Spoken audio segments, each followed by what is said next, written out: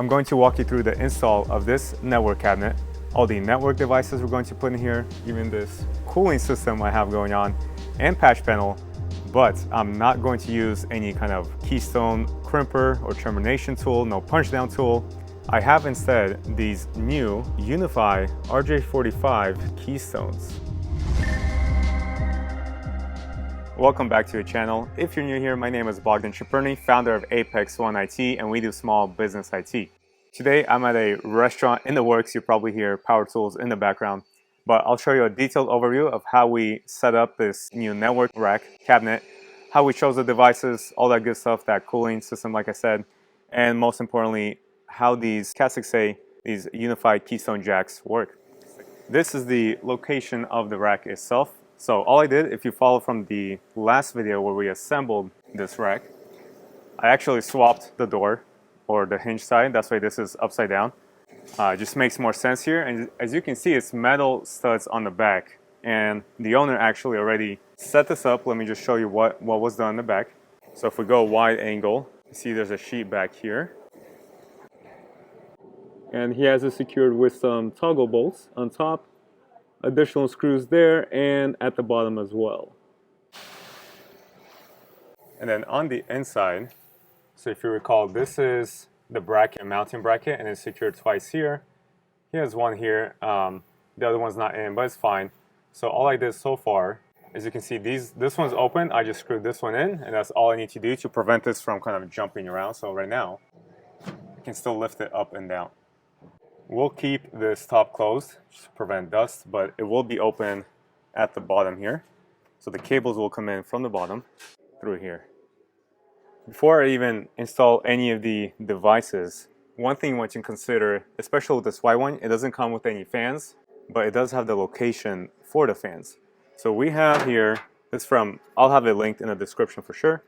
This is just a 120 millimeter, kind of your standard fan from AC Infinity. And you'll see how it's USB plugs, and also an off, low, medium, high. It has the plug for the USB as well. Now, we don't just want to have this on all the time. I want it to trigger when it needs to turn on, and it will turn off when it's too cool in here. That's why, in addition to that, we have this kind of thermal trigger controller. So you have your kind of Fahrenheit setting, so at 84 up to 96. At these 4 different levels, you can set when you want to activate the fan. And there can be more than one fan. Right now, we're just doing one. I think that's all that's going to be needed, but there can be more. So the fan will plug into here, and then there's the temperature probe here that we'll install at the top of the rack. That's going to be probably the hottest location. Now let me show you up close what that looks like. So here's where the fans are. So you can see you can install 2. And this is not meant to be installed there, so we actually need to remove the fan from this top plate, and then we'll install it.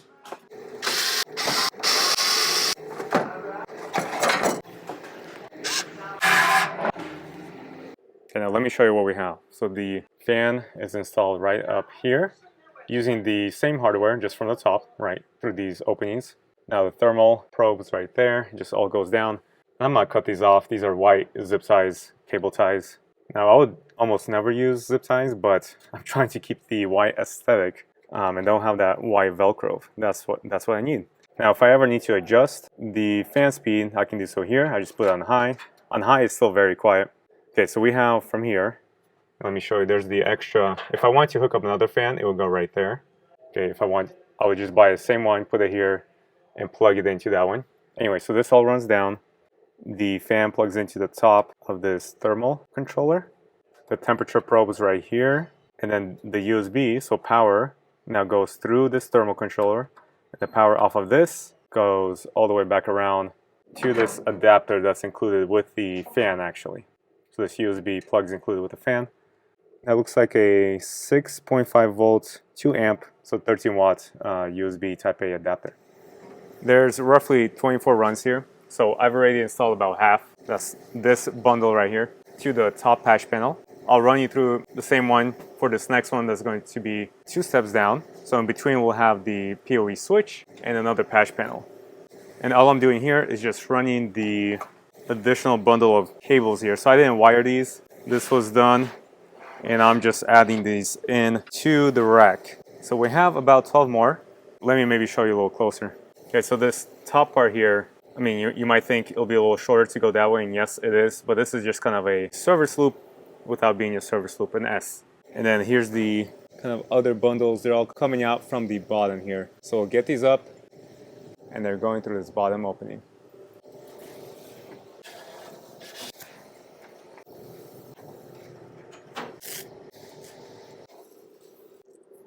And I'm just using this roll of Velcro, cutting it as needed. Makes it a lot more efficient than using kind of pre-cut Velcro. And my bundle is only about 12 cables. If you have more, you probably want to start using a cable comb. I'll show you down in the description, but here it's pretty fresh cable, so it's fine. So I have a couple Velcro pieces along the way, and I want to secure this at the back as well, right below where the switch will be, so position 10. And then we're gonna get the patch panel in here, and I almost have it assembled. So this is UniFi blank patch panel. I'm still going to take this out, so I'm just going to hand tie in lightly 2 screws. This is just to get the length of the cables. Unfortunately, I have a couple of cables that are just a little short. So these ones, I still have them in the main bundle. This one over here, I didn't even send it through that extra bundle here because it's not going to reach for sure. And I'm placing the jacks here because we have the Pro 24 PoE where all the ports are here. Right, I pulled all the cables through, and now we're going to terminate them with our UniFi Toolless Keystone jacks. But before we do so, I just want you to see how this strain relief bar works. We're going to use these cable ties, zip ties, to secure every single cable to it. So when we decide how far, where to cut these as we terminate them, you kind of want to push it inside just a bit. So let's look at maybe this blue one right here at the end. Okay, so I want it to come out perpendicular like that. And I'm going to cut the cable right there. Let me show you how to actually use these. So we start out with, there's kind of 2 separate pieces, this right here, and then this. First thing, grab your cable, and you just want to strip the insulation, like 1.5 inches is good. And then we don't want to separate all the twisted wire, just this pull string and this plastic separator. So cut that off, or rip it off. Then you take this little pass-through piece. So this is part of that keystone. Just push that through. It's kind of nice when the insulation actually fits in there, but it doesn't have to. You might find if your cable is too thick, it'll just stop. You kind of will push and it'll stop. That's fine. And now you just want to follow, your standard. We're using B here. So you'll see there's 2 colors. There's B for, well, striped. That's the striped, and then that's the solid. So the green here and the blue there. So I'm just kind of guiding the cable for now. So the green's there. I can see at the bottom there's the orange and striped, blue, and the brown. Okay, and then you can untwist it. Then just route each wire where you need it. And you'll notice you want the wire both to come out at the bottom here and on the inside in the proper location. So same thing here. Let's go green one, green striped. Okay, so that's this side. Same thing with the brown. And you'll notice, you don't always have to untwist the twisted pair all the way. As you see here, I actually, didn't finish that, but that doesn't matter. We're going to cut that off. And this is already sitting where it should be. And the last pair. Okay, so that's what it should look like before you snip these wires off. And do make sure that they're actually sitting on the inside here, because once you snip them, it'll have a tendency to get loose and then it won't be in position and you won't get a nice bite in there. Now you will need some kind of tool like this that can do a clean, close cut. So I'll find something that you can buy online probably for you in the description. And Ubiquiti says you can have no more than 0.2 millimeters sticking out. So yes, your regular snips won't work here. You definitely need something like this, or else the top cap just won't fit. So this is that other piece. The second piece is going to go on, and you'll notice there's one side that has a notch right on top right there. which corresponds to the notch here. There's only one way you can put this on, right? As you can see, there's teeth in here on both sides, so it's going to cut the insulation of each wire, and you're going to get a nice secure fit. Okay, so I just place this over like so. Kind of easier with two hands. Let's push this in. Just about right there, and then this side comes on first, followed by the other. You'll notice that it has to snap on just like that, and this other one as well on the other side. And that right there, it is done. Now, it doesn't take as long as I'm showing here now. Okay, I've already done about almost 24 of these. And so far, the fastest from cutting the cable to actually installing it in the Keystone jack or the panel took me 2.5 minutes. So not bad. Okay, so this is now ready, and I'm just going to pop them in like I did all the rest. Okay, nearly done. We just have to install that strain relief on the back. And by the way, this blue tape, I'm just marking off which connections I tested, right? So from the network rack to the actual edge device, camera, whatever it is, I'm just checking off to make sure that all 8 of the conductors are all perfect. Now we can remove the patch panel, and just slightly so that we can install the strain relief. I have these, they're like 4-inch. These are white or clear cable ties, doesn't really matter.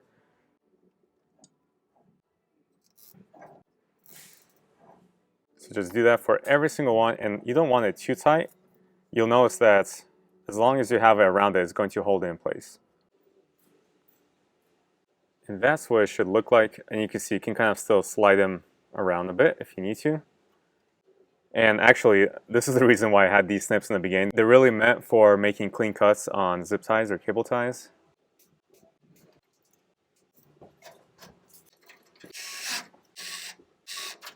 Even at this point, I'm installing this pretty loose because I still need to put the switch in between these patch panels, and I don't want anything to constrain that.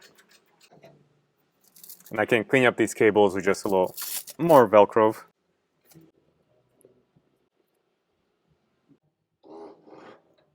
Okay, and there's our super clean open space for our network switch. And that's what it looks like in the back. Okay, so let me know what you think of these guys, and if you can install Keystones faster than 2.5 minutes, 2 minutes, I would say probably the fastest. And then we'll install the UPS for now, all the other devices real quick. And if this was helpful to you so far, please like this video and subscribe, and let's keep going. For our battery backup UPS, we have this Cyber Power. It's a 1500 VA, and it should give more than 30 minutes of backup power on full load. So that's all the cameras, Wi-Fi. That's what I calculated. So it has these 2 rack ears right here, and supposedly it's good enough to just rack with those 4 screws, but I went ahead and used what's provided with the rack, these little L brackets, put them at the very bottom, and that will just help distribute the load from these tiny little front vertical rails to the rear ones as well. And what's nice about this one as well is it has 8 outlets, which is quite a bit actually. A lot of them have maybe 6, is pretty normal.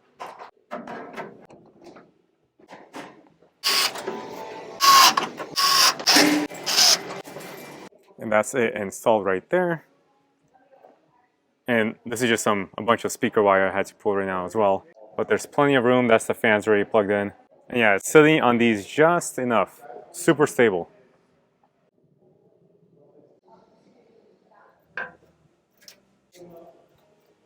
And now I'm popping in the cage nuts for the switch. And these are the ones that come with the switch itself.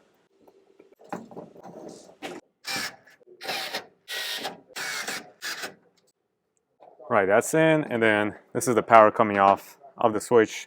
Plugged it in the back there. We have 17 cameras, 2 access points coming off of this guy. Now we could have went with a smaller switch, not the Pro. Standard could have been fine, except that this has more PoE budget, and these last 8 PoE ports are PoE++, and we need that for the unified door access. That's what this one is right here for that. Then we have our UniFi cloud gateway. Again, this hardware, these cage nuts are all included with this gateway. And I should have mentioned that for the backup UPS, The cage nuts were not included. There were screws, but not the cage nuts. That's actually included with this rack. There's enough hardware for 3 rack mountable devices. And you probably noticed that the power cable is already connected before you install in the rack. This makes it easier. And we are using this as the NVR for like 17 cameras, something like that. So we're dropping in here a 16 terabyte, and for redundancy RAID, another 16 terabyte. It was something like 17 days of continuous recording. So more than 2 weeks. So 2 weeks is a good kind of spot to shoot for. I think all of them 2K cameras. These are from Ubiquiti, but you can use other ones as well. Pull this label back, click on it, and just like it shows here, we're using the full-size drive. So you pop it in, one side clicks to the other, and then we'll need a screw here. And for this smaller head, you do need to change to a Phillips number 1.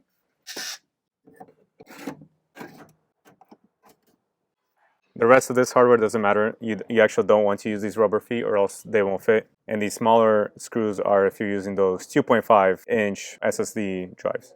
By the way, this is also running 2 UniFi talk phones, I forgot to mention. And that's what the battery backup is for as well. That's all off of this switch, no problem.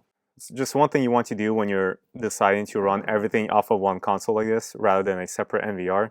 You just want to go to the resource kind of calculator that they have. I'll have it linked for you in the description. Plug in exactly which cameras, which hard drives, how many access points, all that. And I'll give you a good picture if just one console can handle it. And the fun part, you just need a bunch of patch cables. Well, actually like about 24, a little less. And connect from the patch panel to the switch. Okay, I'm using the Ether lighting, and honestly, you don't need it for this one because this is not an Ether lighting switch. Just the regular UniFi patch cables are probably just fine, and I'll link that for you. This is just what I have on hand right now.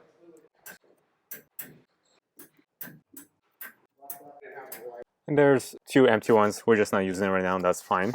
And for that, we have these RJ45 dust covers. And same thing for this gateway. None of these RJ45 ports are going to be used. The WAN within it, there's going to be a modem here that's going to jump into this 2.5 gig port. So that we're going to leave open, but all of these are not being used. Then we have our DAC cable. This is 0.5 meters. I mean, you can get shorter ones, but the standard one, you kind of just coil it around. You can put it around there and just a little Velcro right there. And you don't have to worry about clearance. There's plenty. So even right now, it's not even touching it. And if it pushed on it a little bit, that's fine too. All right, now I'm actually back here several days later to finish this up real quick. And I was actually waiting to get these in. So this also just came out. These are pass-through cables made from UniFi. You probably saw these, some people 3D print them. So it's called Keystone Blank Insert Pass-Through. And the idea here is for things like when you have cables running through the patch panel, just like we have the main ISP from the ISP modem coming in here right there. So that's what it looks like. And it looks like you just kick this out. Yep. Cool. So see, my cable is already routed and I don't have to disconnect it, it looks like. I can probably just put the cable right through. Okay, so just like that. Here you go, check this out. Typically you'll only need one, but it does come in a pack of 12. And the last thing is the Keystone Blank inserts.